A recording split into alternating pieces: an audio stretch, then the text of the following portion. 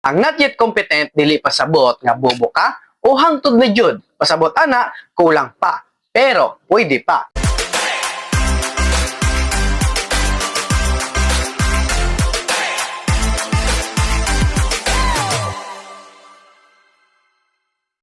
Para sa tanang candidates nga wala nakapasar sa TISDA assessment, sakit gid na sa dughan, human nimog training, pulaw, practice, bayad, unya ang result, not yet competent, pero palihog paminawan ni.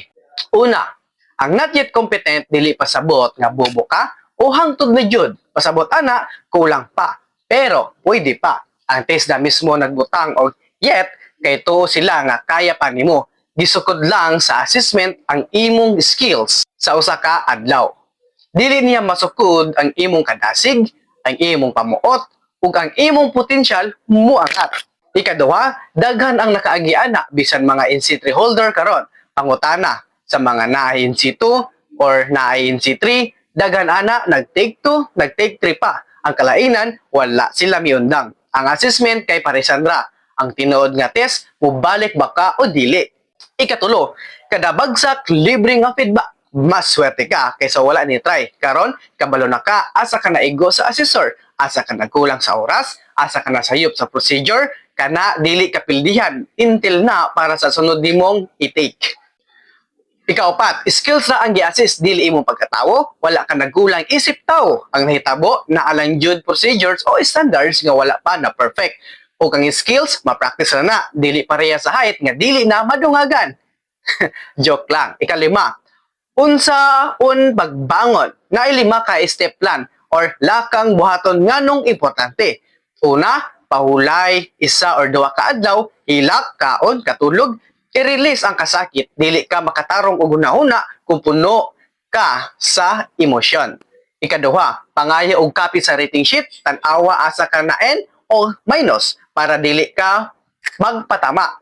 Specific na ang imong tuunan, sunod. Ikatulo, balik sa training center, ipakita imong result, pangayo og coaching or retraining. Libre ra kasagaran ang retraining sa TISDA pahimusli. Ikaapat, practice with timer. I-simulate ang actual assessment sa balay, sa workshop, kasagaran mabagsak tungod sa kulang sa oras, dili sa wala ka kahibalo. Ikalima, retake bayad lang sa assessment fee. Dili na sa training, mas barato na ug mas taas ang imong chance kay kabalo na ka sa flow. Number 6, hinumdumi ni. Ang certificate ma-expire, ang skills dili. Ang importante na ananimo ang kahibalo, ang INSEE papel na ma-prove sa uban, pero ikaw mismo kabalo na ka unsaon pag-welding, pagluto, pag-drive, pag-CSS, pag-drywall, depende sa imong qualification.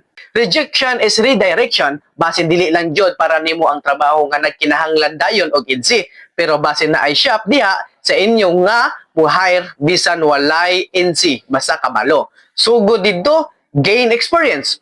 Sunod, mas sayon na ang assessment kay naanay muscles memory. Mas believe ko sa nag-take 3 kaysa nag-take 1. Ngano? Kay gipakita nimo nga dili ka dali muundang. Maunay kinaiya nga gipakita sa tinuod nga kumpanya. So, kampiyon, ayaw i-personal ang result. Resulta ra na sa papel, dili sa imong kinabuhi. Pauway karon, unya, bangon, practice, balik. Ang TISDA assessment kay parisan.